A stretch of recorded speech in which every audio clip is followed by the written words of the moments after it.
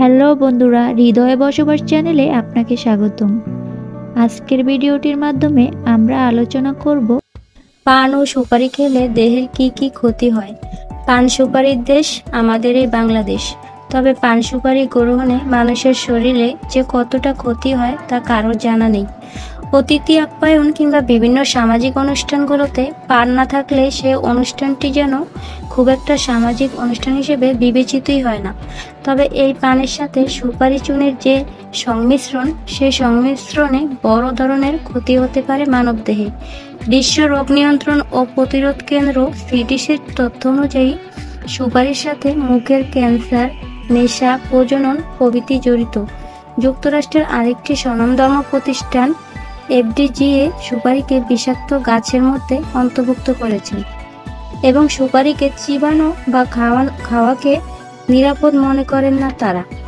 অন্যদিকে চুন অর্থাৎ ক্যালসিয়াম হাইড্রোক্সাইড পান সুপারির সাথে অল্প পরিমাণে ব্যবহার করা হয়।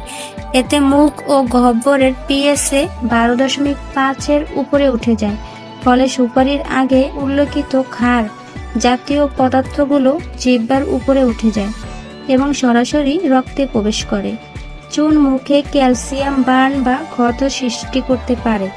ঘন ঘন পান খাওয়ার সাথে অতিরিক্ত চুন সেবনে কিডনি ইনজুরি এবং কিডনিতে পাথর হতে পারে।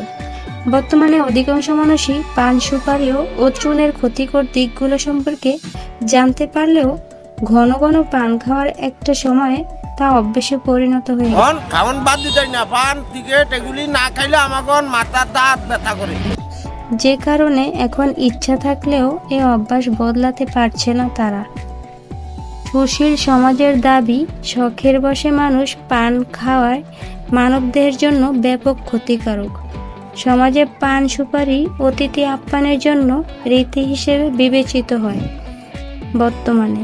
অন্যদিকে অভিজ্ঞ চিকিৎসকরা বলেন পান খাওয়া ভালো, তবে পানের সাথে যে সকল আনুষঙ্গিক বিষয়গুলো আছে সেগুলোর ক্ষতিকারক দিক মানুষ জানতে পারলে আর কখনোই পান খাওয়ার নাম মুখেও নিত না। পানের সাথে ব্যবহৃত আনুষঙ্গিক বিষয়গুলো মানবদেহের জন্য শতভাগ ক্ষতিকারক।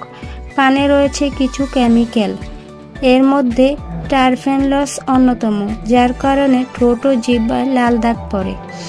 আর পানের সাথে চুন রয়েছে ক্যালসিয়াম অক্সাইড। এই চুন দাঁতের জন্য ক্ষতিকারক এবং চুনে রয়েছে প্যারাঅ্যালোনফ্যালন, যা মুখে ঘা সৃষ্টি করে, আলসার হওয়ার ফলে জিহ্বার স্বাদ নষ্ট করে এবং ধীরে ধীরে তা ক্যান্সারে রূপান্তরিত হয়। তো ভিউয়ার্স, আজকের ভিডিওটি এই পর্যন্তই। পরবর্তী ভিডিও দেখার আমন্ত্রণ রইল। আল্লাহ হাফেজ।